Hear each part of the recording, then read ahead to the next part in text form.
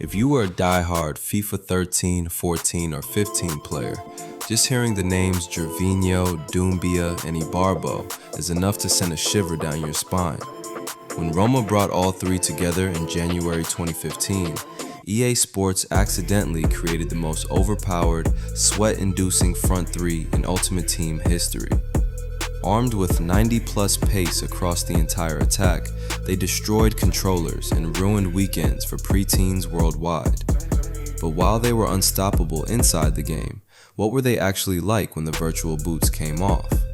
Today we'll dive into how good the Ultimate FUT trio really was in real life.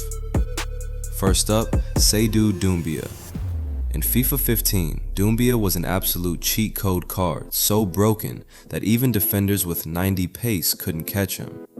But unlike most FUT legends who were only good because of the game's mechanics, Doumbia was actually a genuinely terrifying striker in real life before arriving at Roma. During his prime at CSKA Moscow, the Ivorian was an absolute goal machine. He bagged 95 goals in 150 games in Russia, winning 2 league titles and 2 golden boots. Even crazier, Doumbia was a monster in the Champions League, scoring 16 goals in 23 matches, including a famous brace against Manchester City at the Etihad. So why did his Roma move feel like a failure? Roma signed him for nearly 14 million euros in January 2015, while he was away winning the Africa Cup of Nations. He arrived in Italy exhausted, struggled with injuries, and managed just 2 goals in 13 appearances before being loaned back out. In FIFA, he was an immortal god. In real life, he was an elite striker whose move to Serie A simply happened at the worst possible time. Next is Gervinho. To FIFA players, Gervinho was the ultimate left winger, a 93 pace dribbling nightmare who could barber spin past entire back lines. But in real life, Gervinho's career was a wild, unpredictable roller coaster. Before his Roma spell, Gervinho was part of the infamous Lille squad alongside Eden Hazard that won the League One title in 2011.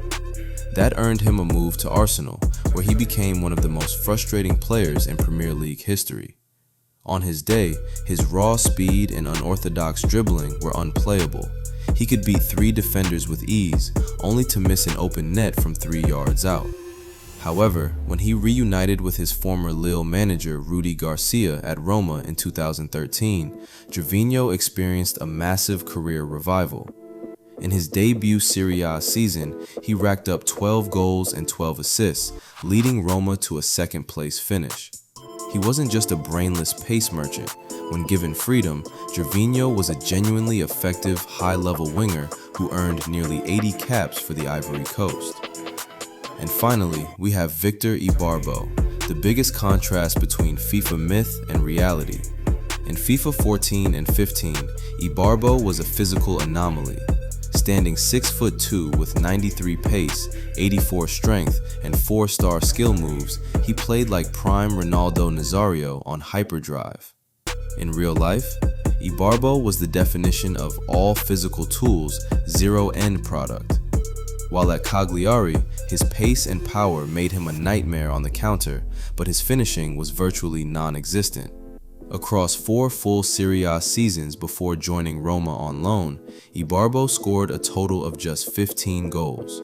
In fact, throughout his entire European career, which included forgettable loan spells at Roma and Watford, he managed a grand total of just 15 league goals in over 150 appearances. He had the body of a world-class athlete, but lacked the composure to ever become a top-tier striker. Out of the entire trio, Ibarbo was by far the greatest illusion FIFA ever produced.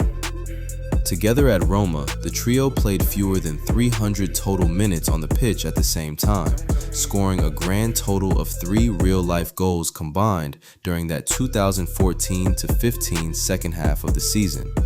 Yet in the digital world, they built an untouchable legacy that FUT fans will talk about for decades.